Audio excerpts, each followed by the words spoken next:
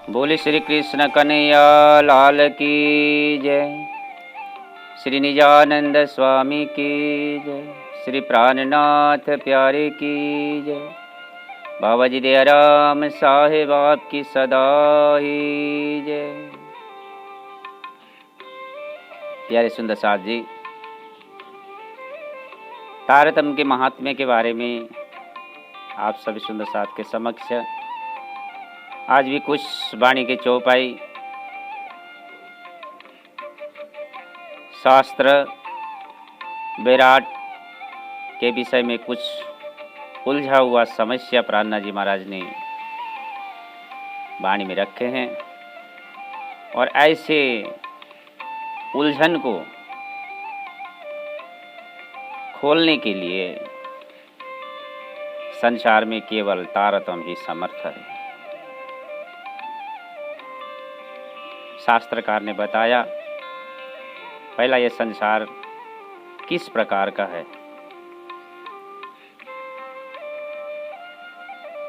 गीता कहता है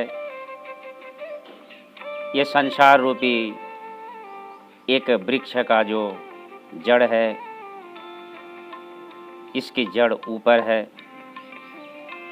और इसके शाखाएं पाताल तक फैले हुए हैं।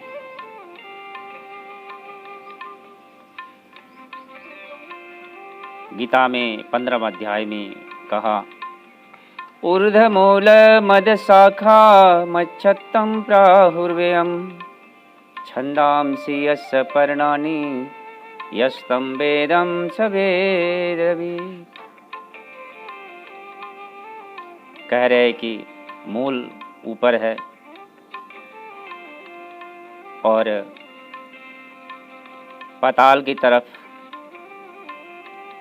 नीचे की ओर इसके शाखाएं हैं, डाल है, पत्ता है। ये वेद या वैराट इसी तरह से इस फैले हुए हैं,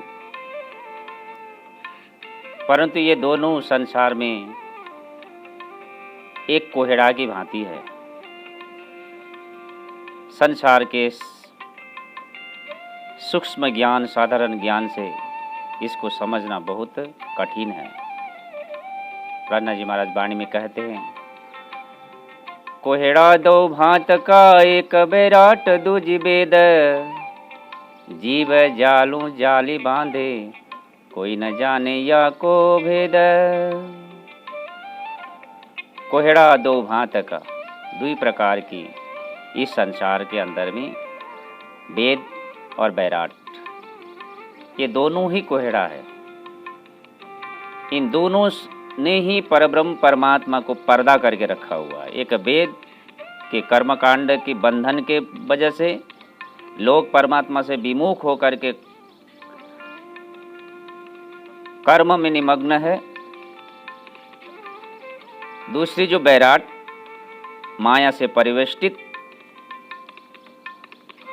मोह ने चारों तरफ घेर करके रखा हुआ है, जिसके कारण से इस बैराट की जाली में जो भी फंस गया परब्रह्म से वो विमुख हो जाता है। इस संसार के बीच में इस तरह से वेद और बैराट दोनों कोहड़ा बन के रह गया है। अब इस वेद और बैराट की जाली में आज संसार के जीव बंधे जा रहे हैं। जन्मों जन्मों से बंधे हुए जीव परमात्मा की तरफ, परब्रह्म परमात्मा उस सत्य सनातन की तरफ पीठ दे करके इसी के बंधन में बंधे जा रहे हैं। जन्म मरण की चक्कर में पीछे जा रहे हैं और यहाँ से आगे बढ़ने की कोई कोशिश भी नहीं करते। इसी को ही मुक्ति समझते, इसी को ही मोक्ष समझते, इसी को अखंड आनंद अद्वैत समझते हैं। इसी प्रसंग को प्राणनाथ जी महाराज ने आगे कीर्तन के प्रकरण में कहा भव सागर और भागवत या की कुंजी एक समारे ये दो ताले दो दरवाजे कोई खोल न सके संसारे। भवसागर और भागवत बैराट और वेद एक ही विषय है। भवसागर कहे तो बैराट संसार जगत, भागवत कहे तो वेद का ही तो कल्प वृक्ष है। तो इसीलिए इन दोनों की दरवाजा खोलने के लिए, इन दोनों को मर्म को समझने के लिए, इन दोनों के माया की जाली से पार उतर कर उस अखंड दिव्य धाम में पहुंचने के लिए प्राणनाथ जी महाराज कहते हैं दो दरवाजा है और एक चाबी। निजानंद संप्रदाय के निजानंद आचार्य धनी श्री देवचंद्र जी महाराज ने इस धराधाम में उस पवित्र तारतम रूपी कुंजी जब लेके आए, ये दोनों का ही दरवाजा खोलने के लिए तारतम समर्थ रहा। ये दो ताले, दो दरवाजे सृष्टि से लेकर आज तक भवसागर और भागवत का दोनों का दरवाजा लगा हुआ था। यहाँ से कोई अखंड की तरफ दृष्टि फिराते नहीं थे, परंतु इन दोनों के दरवाजा खोल करके आज प्राणनाथ जी महाराज, देवचंद्र जी महाराज ने तारतम की कुंजी द्वारा तो इस तरह से इसका दरवाजा खोल के अखंड का रास्ता प्रशस्त किया। ऐसे तो कोई खोल न सके संसार के सपने बुद्धि के ज्ञान से कोई भी इस तरह से खोल नहीं सकते थे, कारण तारतम द्वारा ही ये दरवाजा खोला जा सकता है।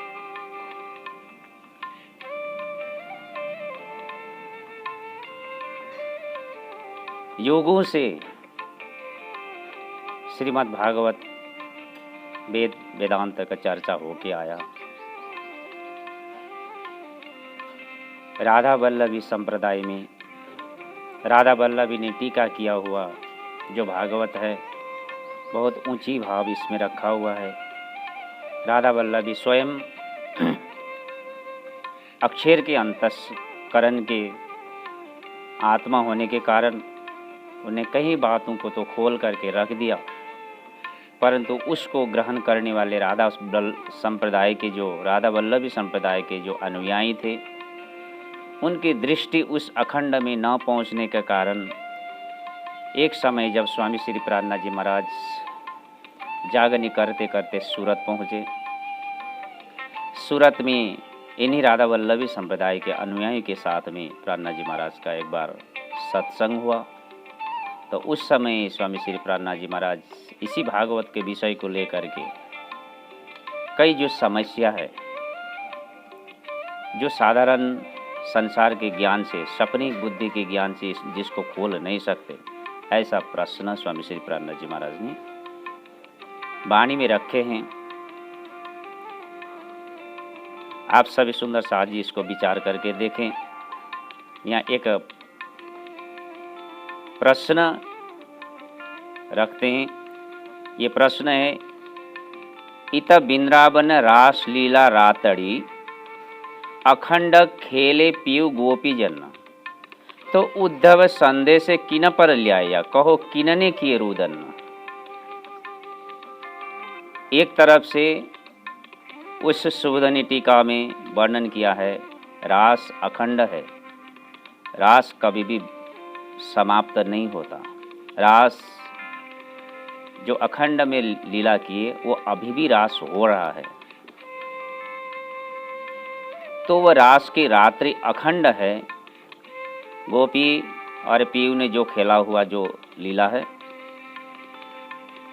वो रास अभी भी समाप्त नहीं हुआ, वो रात अभी भी समाप्त नहीं हुआ।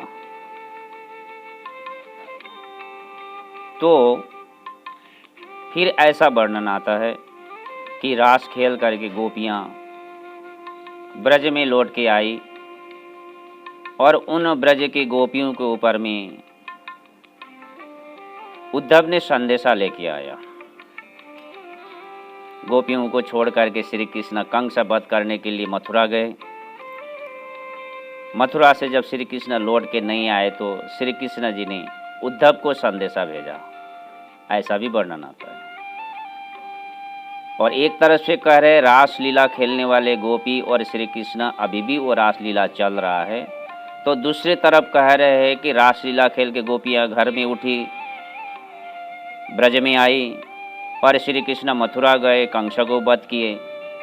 और ये बात समझ में नहीं आता बिना तारतम्य से किस तरह से गोपियाँ फिर ब्रज में आई। तो एक तरफ से रास में खेल भी रही है अभी, और एक तरफ से कह रहे थे गोकुल में उठी श्री कृष्ण, एक तरफ से रास में अखंड रूप से लीला कर रहे हैं और एक तरफ से मथुरा में कंस वध करने के लिए भी गए। तो ऐसा ये समस्या जनित प्रश्न है। तारतम्य के भाव से खोलने से ये स्पष्ट होता है। प्राणनाथ जी महाराज जी अनेकों जगह में इस समस्या को समाधान किए हुए प्यारे सुंदर साथ जी। ऐसा ही दूसरा प्रश्न है, इत रात अखंड सो तो टली ना टले, भी कहा आगे उग्यारे दिन, सखियां पीऊ उठे सब घर से, ये घर कौन रे उत्पन्न। इत रात अखंड सो तो टाली न टले। जिस रास के अंदर में गोपी पीऊ मिल करके जो रास खेले वो कभी भी उसका समाप्त नहीं होता। एक तरफ से ये भी वर्णन किया, और दूसरे तरफ कहते कल सुबह हुआ और गोपी ब्रज में आ गई, अपने अपने घर में उठी, इस तरह से भी कहते हैं। सखियां पीऊ उठे सब घर से, ये घर कौन रे उत्पन्न। गोपियां घर लौट करके आई, बोलते ये घर कौन सा घर है, कहाँ का घर है ये। और एक तरफ से रास अखंड उसका समाप्त हुआ नहीं है भी बोल रहे हैं, दूसरी तरफ से वो गोपियां अपने ब्रज में अपने घर में लौट के आई भी बोल रहे थे ये घर किस तरह से उत्पन्न हुआ, कैसा घर है।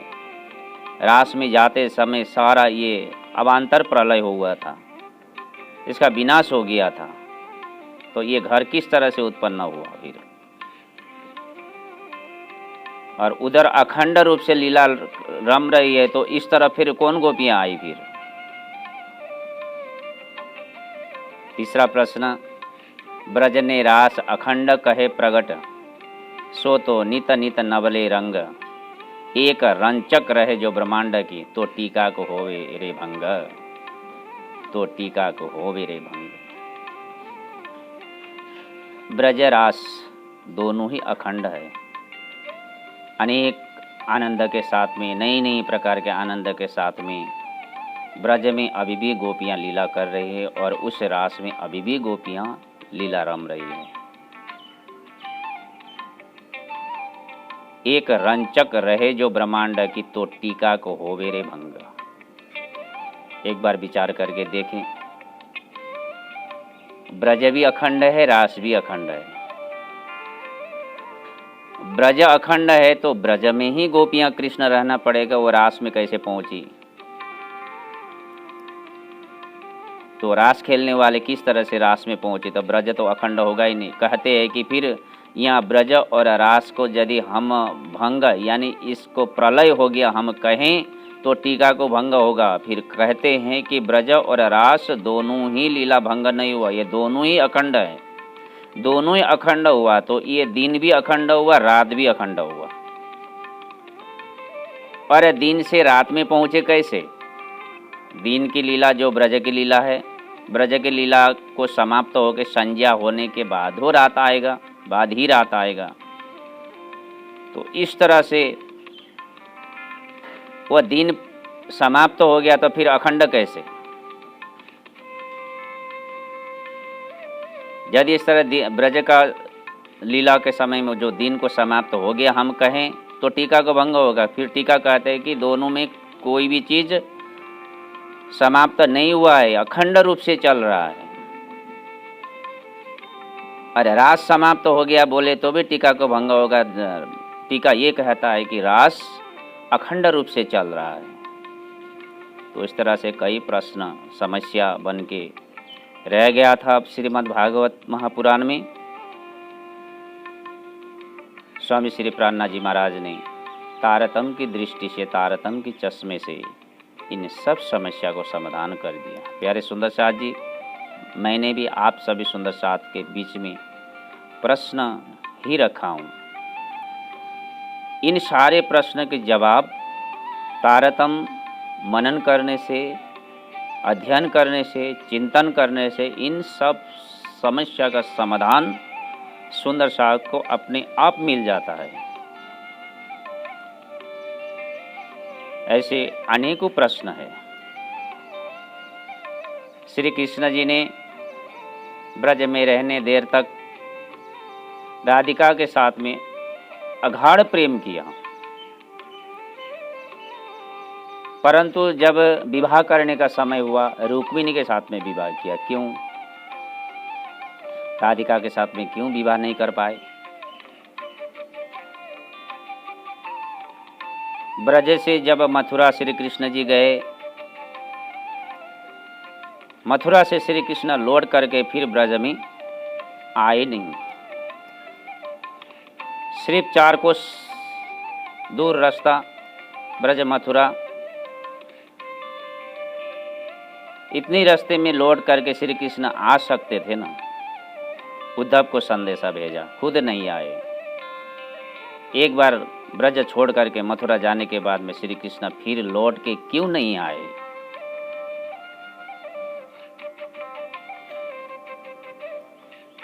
तो ऐसे अनेकों सवाल का जवाब तारतम्य कहता है।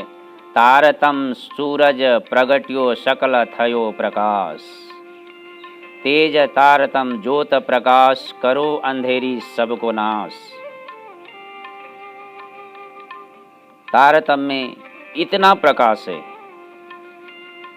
तारतम तो दोपहर का सूरज जैसा है। दोपहर का सूरज में कुछ भी अज्ञानता छिपा नहीं रहता।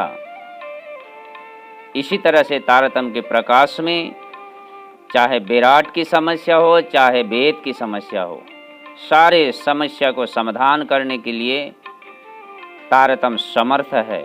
सकल थयो प्रकाश, सकल यानी संसार में जितनी भी अज्ञानता है, शास्त्र में, वेद में, सारे चीज़ को प्रकाशित कर जीवों को ज्ञानी बना करके और उन जीवों को आत्मावत बना करके परमात्मा के दरबार में पहुंचाने के लिए ऐसे तारतम्य संसार में गर्जमान कर रहा है, हुंकार कर रहा है।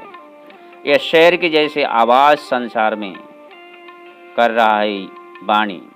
तो इसलिए महामती प्राणनाथ जी महाराज कहते, ये वाणी गरजत माज संसार, खोजी खोज मिटावे अंधार, मुड़मती न जाने विचार, महामती कहे पुकार पुकार।